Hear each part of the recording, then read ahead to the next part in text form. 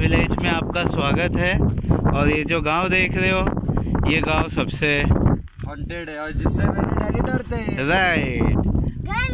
और मुझे यहाँ से भागना है। और यहाँ हम लोग बहुत सारे हैं। और कुछ वो बैट्स